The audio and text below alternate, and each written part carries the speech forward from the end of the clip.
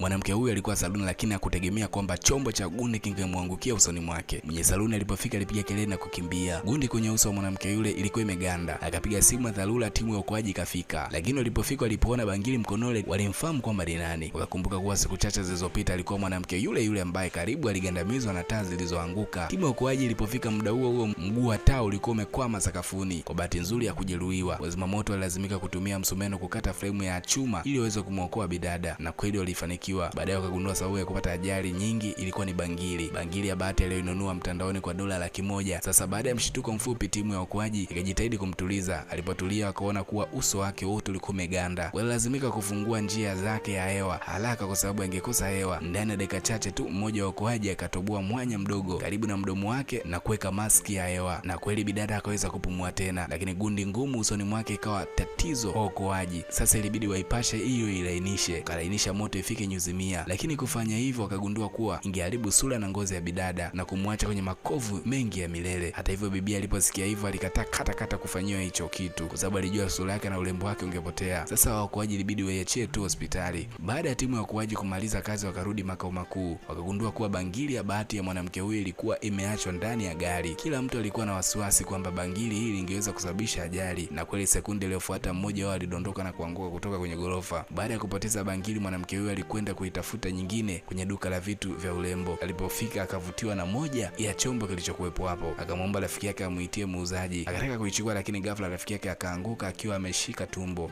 lilokuwa limeumia, kiiku linavuja damu. Ikabidi amwambie mwenye duka aite polisi, lakini wote walianguka kwa njia ya ajabu. Timu ya uokoaji ilipofika, waliangalia kama gesi ilikuwa imevuja kwenye jengo hilo. Ghafla wakagundua kitu cha ajabu kuhusu jiwe lilokuwa limekwama tumboni mwao. Wote walikuwa wamepoteza fahamu, mtu na rafiki yake. Baadaye polisi wakaangalia picha za kamera, wakagundua kuwa kulikuwa na mtu aliyevaa barakoa na kofia. Pia mtu huyo alionekana saluni hapo wakati bidada amepata ajali ya kumwagikiwa na gundi. Timu ya uokoaji ikamrudishia mwanamke bangili yake na kumwambia kuhusu bangili ile, lakini mwanamke yule hakuweza kuamini kabisa. Akaamua atoke kwenda kujaribu akiwa na gari, aone ni kweli atapata ajali. Akiwa njiani, akagundua kuna mtu alikuwa anamfuatilia. Akapiga simu polisi na kuomba msaada. Ghafla akagonga lori barabarani. Kwa bahati mbaya au nzuri, polisi walikuwa wamefika kwa wakati, wakamkamata yule mtu na mwanamke hakujeruhiwa. Kumbe ukweli ukagundulika kuwa mwanaume huyo alikuwa anamiliki duka la mtandaoni lililouza vitu vya bandia. Anasema alipatwa na hasira siku ambayo mwanamke huyo kusema angeigawa hiyo bangili kwa mashabiki zake, hivyo akaamua kuitafuta ili aibe na siri ya kuuza vitu bandia isijulikane sehemu nyingine. Hivyo akaamua kumtafuta, na hadi siku ile gundi ilimwagika, yeye ndiye aliyekuwa chanzo.